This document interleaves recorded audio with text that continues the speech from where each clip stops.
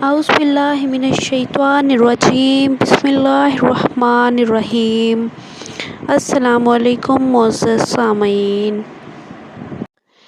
آج کی ویڈیو میں آپ کے ساتھ توبہ کی حقیقت بیان کی جائے گی۔ ویڈیو کو اینڈ تک دیکھیے گا، پھر ہی آپ کے علم میں اضافہ ہوگا، اور دین کے بارے میں انسان جتنا سیکھتا رہے اتنا ہی کم ہے۔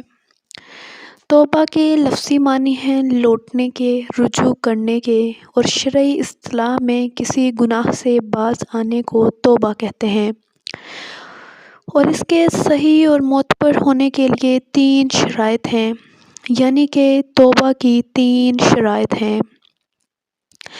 پہلی شرط یہ کہ جس گناہ میں مبتلا ہیں اس کو فوراً ترک کر دیا جائے، یعنی کہ فوراً چھوڑ دیا جائے۔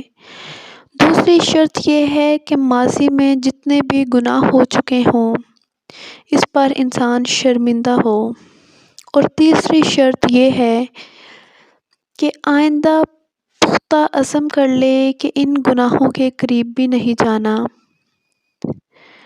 ان سے ہمیشہ دور رہنا ہے۔ یہ 3 شرائط ہیں توبہ کی۔ اللہ ہم سب کو سچی توبہ کی توفیق عطا فرمائے۔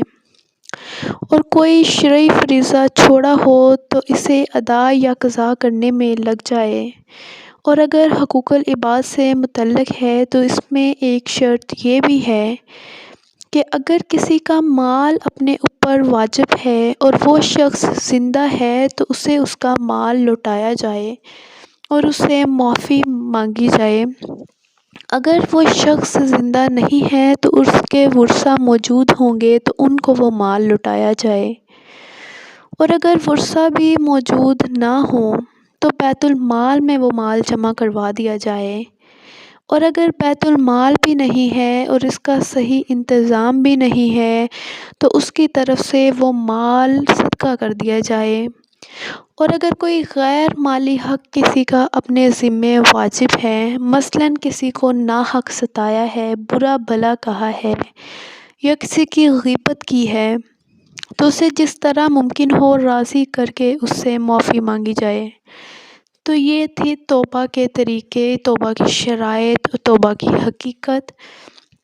معارف القرآن جلد نمبر 7 صفحہ نمبر 695 سے یہ آپ کے ساتھ شیئر کیا جا رہا ہے۔